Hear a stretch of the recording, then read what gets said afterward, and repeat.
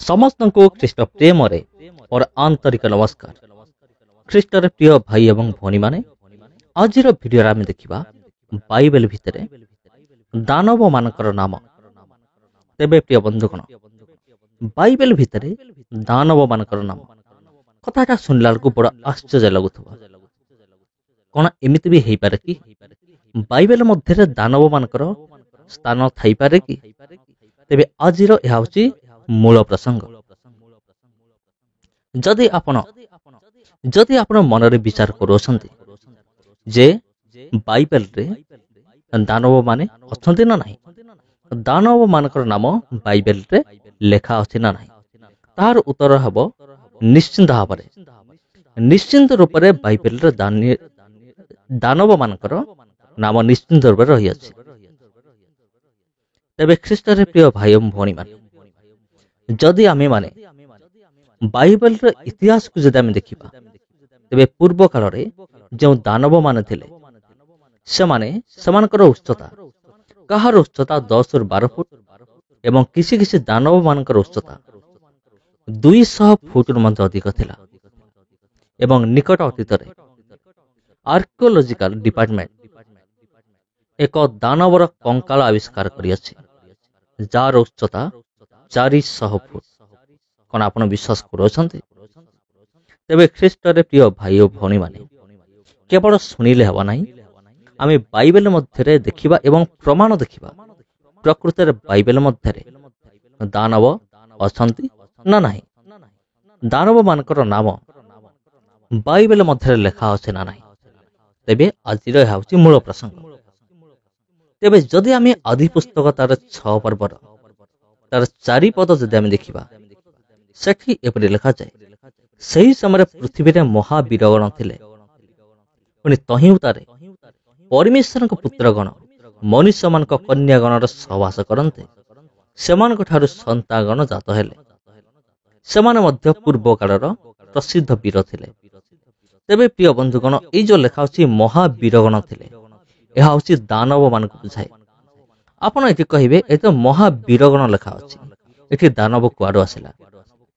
तेबे प्रिय बंधुगण, आपणकर अवगति निमंते मु जणे देबा चाहे, ये जो उड़िया बाइबल आम पाखे रही अछि, ये हूँ मूल भाषा नुहे, यार मूल भाषा हूँ हिब्रू भाषा। बाइबल मुख्यतः 3टी भाषा लेखा है, गोटे हूँ हिब्रू, आउ गोटे ग्रीक, आउ गोटे हूँ अरामिक भाषा। किंतु हिब्रू एवं ग्रीक भाषा अधिक व्यवहार कराई। पुरातन नियम अधिकांश हिब्रू भाषा लिखा एवं नूतन नियम अधिकांश आ नूतन नियमटी ग्रीक भाषा लिखित अच्छी। आउ जदि आमे माने मूल भाषा को जीवा हिब्रू भाषा को, एठी जो महावीरगण लेखा अच्छी सेठी आमे देखिबा नेफिलिम बोली लेखा अच्छी। तार अर्थ होची दानव, आ तांकर उच्चता प्राय साधारण मनुष्य तुलन में ढेर गुण रे अधिक थिला। तेबे एठारे परमेश्वर को पुत्रगण किए, मनुष्य मान कन्यागण किए, यही विषय में मोर चैनल रे वीडियो अछि, आपण जाइकी देखि परिबे। तेबे एठारे दानव मान विषय लेखा अछि। आहुरे आमे पढ़ी परिबा द्वितीय विवरण तार 9 पर्वर 1 पदर एवं 2 पद। एठी एपरि लेखा अछि, 9 पर्वर 1 पद, हे इस्राएल सुन, तुम्भे आपना ठारू अधिक प्रबल और बलवान गोष्ठीय लोक मान अप्राचीर बेष्टित बृहत और गगन स्पर्शी नगर मान अधिकार करिया पई आज जर्दन पार होई जाउअछ। 2 पद, सही लोक माने अनाकिय मानक संतान। अनाकिय माने जो माने थिले सेमान को दानव बोली कहा जाउथला। बलवान और दीर्घकाय, देखंतु ये लेखा होची दीर्घकाय। दीर्घकायर अर्थ होची एमाने उच्चतारे बहुत थिले, एमान को उच्चता साधारण मनुष्य तुलन में अधिक थिला। तुमे सेमान को जानुअछ, पुनि सेमान को विषय रे यह कुहाजिबार तुमे सुनियछ जे अनाकर संतान मान को सम्मुख रे किए छिरा होई पारे, माने एमाने थिले दानव। एमान को सम्मुख रे ठिया हवा निमंते कहार मध्य साहस नथिला। तेबे एमान होचंती दानव, जहाँकि जदि आमे मूल भाषा को जीवा तेबे आहुरी डिटेल रे आमे माने ବୁଝିପାରିବା। ଆହୁରି ମଧ୍ୟ ଆମେ ଦେଖିବା ବାଇବେଲରେ ଗଣନା ପୁସ୍ତକ ତାର 13 ପର୍ବ 32 ଏବଂ 33 ଏଠାରେ ଏପରି ଲେଖାଯାଏ, ଏହି ରୂପେ ସେମାନେ ଯେଉଁ ଦେଶ ଅନୁସନ୍ଧାନ କରିଥିଲେ ଇସ୍ରାଏଲ ସନ୍ତାନଗଣ ନିକଟରେ ସେହି ଦେଶର ଅଖ୍ୟାତି କରି କହିଲେ, ଆମେମାନେ ଯେଉଁ ଦେଶର ମଧ୍ୟ ଦେଇ ଅନୁସନ୍ଧାନ କରିବାକୁ ଯାଇଥିଲୁ ସେହି ଦେଶ ସ୍ୱନିବାସୀମାନଙ୍କୁ ଗ୍ରାସ କରେ। ପୁଣି ତହିଁ ମଧ୍ୟରେ ଆମେମାନେ ଯେତେ ଲୋକଙ୍କୁ ଦେଖିଲୁ ସେମାନେ ବଡ଼ ଆଉ ଡେଙ୍ଗା। 33 ପଦ, ଆଉ ସେ ସ୍ଥାନରେ ଆମ୍ଭେମାନେ ମହାବୀରଜାତ ଅନାକର ସନ୍ତାନ ମହାବୀରଗଣଙ୍କୁ ଦେଖିଲୁ। ଆଉ ଆମ୍ଭେମାନେ ଆପଣମାନଙ୍କ ଦୃଷ୍ଟିରେ ଫଡ଼ିଙ୍ଗ ପରି ହେଲୁ ଓ ସେମାନଙ୍କ ଦୃଷ୍ଟିରେ ମଧ୍ୟ ସେ ରୂପ ଥିଲୁ। ତେବେ ଖ୍ରୀଷ୍ଟରେ ପ୍ରିୟ ଭାଇ ଏବଂ ଭଉଣୀମାନେ, ଏଟା ସ୍ପଷ୍ଟ ଭାବେ ଲେଖା ଅଛି ସେମାନେ ବଡ଼ ଡେଙ୍ଗା ଆଉ ସେମାନେ ମହାବୀରଗଣ, ଆଉ ଆମ୍ଭେମାନେ ଆପଣମାନଙ୍କ ଦୃଷ୍ଟିରେ ଫଡ଼ିଙ୍ଗ ପରି ହେଲୁ।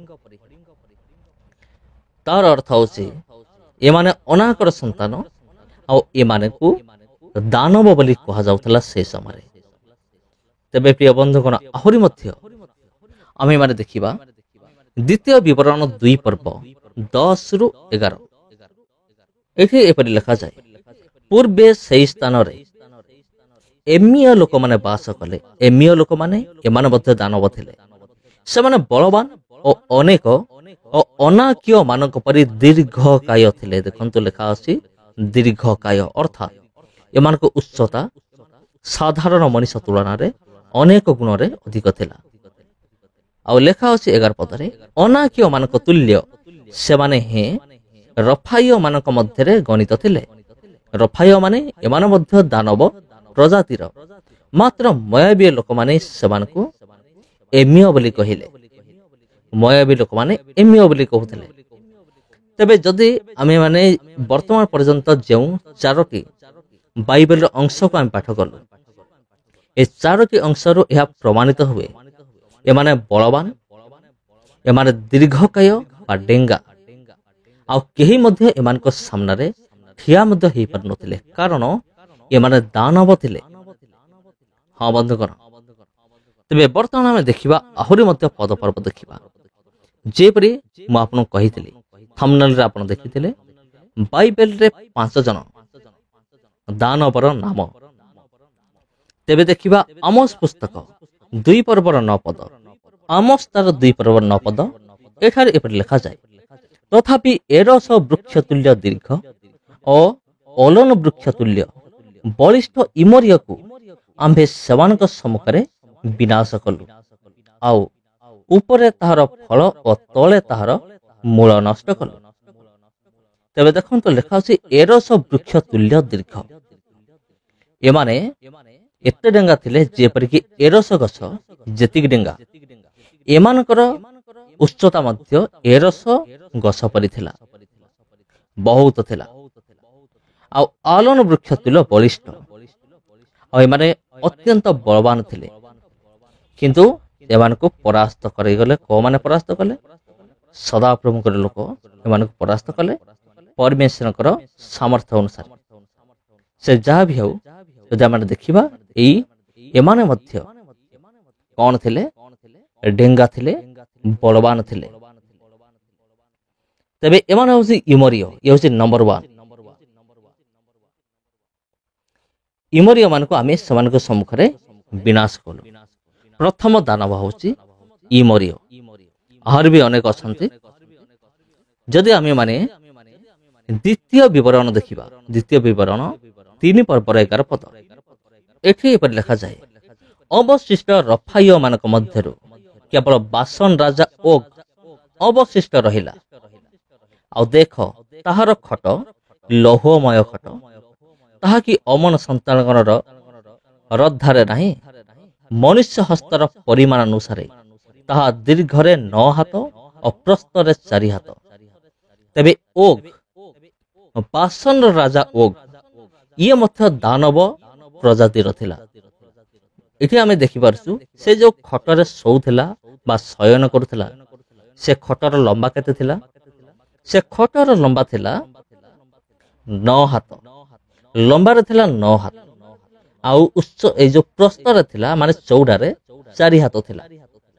जदि जने एते लंबा खटरे शयन करुछि तबे देखंतु तार उच्चता केते हे नथिबो। तबे ये मध्य दानव जाति रे ये मध्य गणा जाई अछि। आउ जे देखिबा जिहोसियो 12 पर्वर चारिपद एठी पर लिखा जाय पुनी बासनीय ओग राजार अंचल अधिकार कले। से अवशिष्ट रफाय वंशजात से अस्टारोत और इद्री रे वास कला। तबे एठी मध्य बासन राजा ओग विषय लिखा अछि। आ 13 पर्वर 12 पद पढ़िबा एठी मध्य लिखा अछि अर्थात अस्टारोत रे और इद्री रे राजत्वकारी रफाय मानक मध्य रे अवशिष्ट ओग बासन राज्य देइथिला कारण मोसा एमान को पराजय करी घौड़ाई देइथिले। एमाने थिले दानव प्रजातिर किंतु मोसा एमान को परास्त करिथिले। इस्राएल लोक माने एमान को परास्त कले जेहेतु परमेश्वर समानकर सहवर्ती थिले। से जहाँ भी हो एमाने कौन थिले दानव थिले। एवं तृतीय प्रथम सामुएल 17 पर्वर 4 पद एठी पर लिखा जाय एथिरे गाथ निवासी गलियात नामक एक मल्लयोद्धा पलेस्टिय मान को छाउनी रो बाहर हैला। से 6.5 हाथ उच्च। तबे एठारे जने पलेस्टिय मान को छाउनी रे जने बाहर हे आसुची जहा नाम से गलियात। आपण सुनिथिबे दाऊद एवं गलियात एटा अति साधारण विषय किंतु कोन आपण जानि छथि जे गलियात कोन थिला। गलियात मध्य एक दानव थिला। तार उच्चता थिला 6.5 हाथ। आउ अनेक समाने कैलकुलेशन करंती जे में फुट हिसाब रे देखिबा तार उच्चता थिला 9 फुट रो मध्य अधिक थिला। तबे देखंतु काहे दाऊद काहे गलियात। गलियात रो हाइट थिला 9 फुट रो अधिक। आउ से बलवान मध्य थिला योद्धा थिला किंतु दानव प्रजातिर थिला।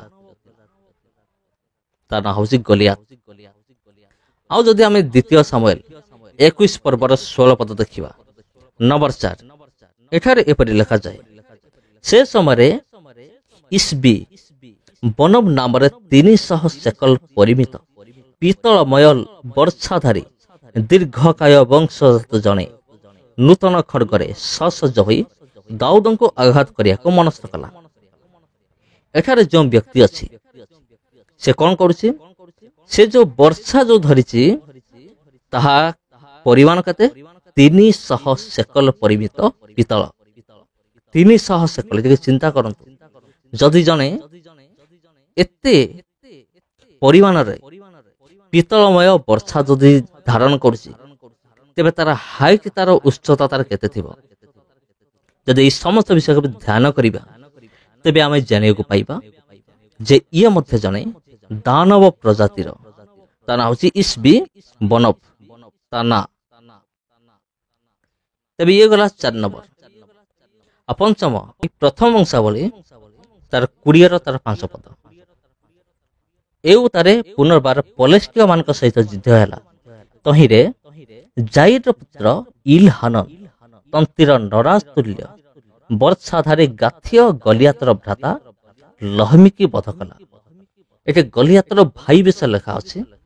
ये मध्य जने दानव प्रजातिर थिला जार ना होसी लहमिक ताको बध कला। एठारे ए परि लिखा अछि। तबे ये होसी बाइबल रे थिबा 5 जन दानव बा राक्षस मानकर नाम अटे। प्रभु आपनको आशीर्वाद करंतु। समस्त को आंतरिक नमस्कार।